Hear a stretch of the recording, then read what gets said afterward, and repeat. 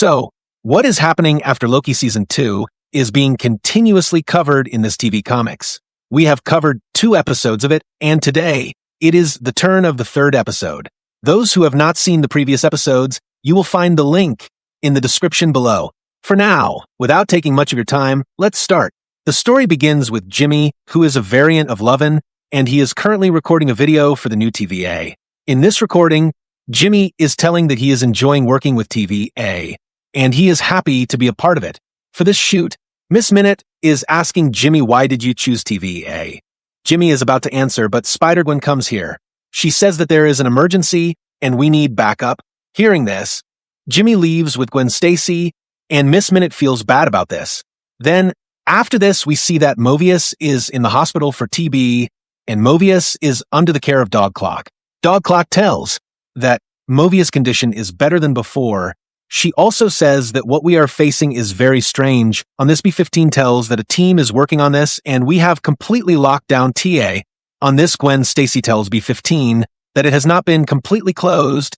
B15 replies that there are many secret places in TVA, and work is yet to be done on them. We may need Mobius or other people. Sylvie says that when Mobius regains consciousness, then we can ask him, and Gwen Stacy replies that all those people were also worried about who is the one who killed Mobius. That's why they all reach the place where Mobius was attacked. Jimmy tells Peggy that this is the place where we saw Mobius.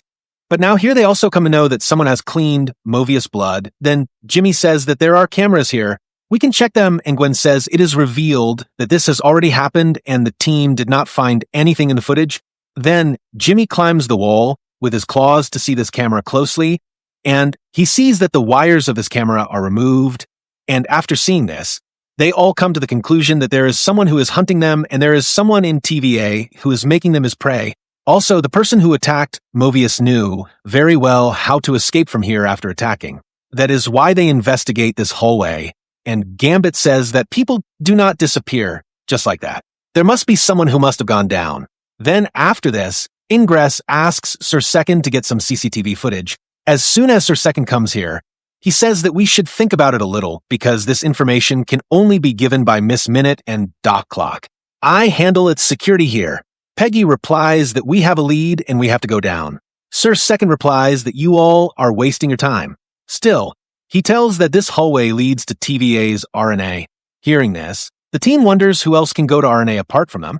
But then suddenly the timekeepers of TVA arrive there, who have come to arrest James Hudson, a.a. Jimmy Lovin's variant, because Jimmy has attempted to kill Mobius. Seeing this, Ingress says that this could be a mistake, and Jimmy also does not understand what is happening to him. Seeing all this, Gambit powers up his cards and says that this is not going to go anywhere, but Beef comes here and tells that this is not a mistake. And she also says that Doc Clock still does not know what was stabbed with, but when we search your room, we found this handle and its blade is missing, and the blade with which Mobius was attacked matches this handle a lot. So whether you did something or not, but till the trial comes, we will have to keep you under surveillance. Then, after this, we see that everyone is in that research lab of OB and is discussing about it. Here, Gwen says that he was with them in the library, but he also got separated from them at one point. What do you all think that he can go to the library in a moment and kill Mobius and stand back with us as if nothing happened? Gwen also asks Sylvie if she can read Mobius' mind. Sylvie says that until Mobius is not well, she cannot look into his mind. Jimmy says that all these things are not going to help. If we do not do anything, then how will we get Jimmy out of jail? And the truth will never come in front of us. We know that there is no place between the place where Mobius was attacked and this OB's lab where the attacker can disappear. And then Gwen Stacy tells here that there is another floor in TBS Ment about which she had seen in Hellstrom's library, and someone had told Gwen this way in her dreams, which we saw in the first episode of this comic series. Gwen says that we will go down and find who is down there. Then between this and this, Sylvie gets a message from Doug Clock. Before going there, Sylvie tells all of them not to do any useless activities. I have just come, and this means that no one will move and no one will say anything. After this, all of them reach the same place where Mobius is admitted, and this place is called Medway. After this, Sylvie reaches near Mobius, where B15 and Doc Clock are also present. After this, Sylvie starts looking into Mobius's mind, and also asks V15 that I have a question about this new improv TV. But I don't think that something new is happening here. B15 says that we are trying to treat everyone equally in this new improv TV. For now, let's look into Mobius's mind for Jimmy and save him from this case. And Sylvie sees the same thing in Mobius's mind when Mobius had last seen this green cape. Seeing this, Sylvie also suspects that maybe it could be Loki, and then suddenly Miss Minute also pops up here.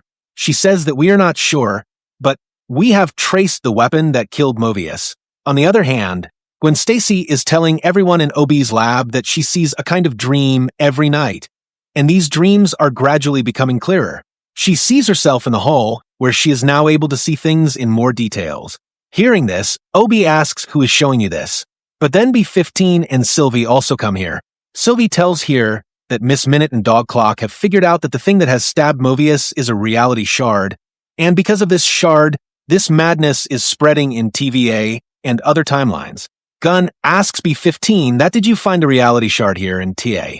B15 says not yet, we are behind it, and this is the first piece of this puzzle.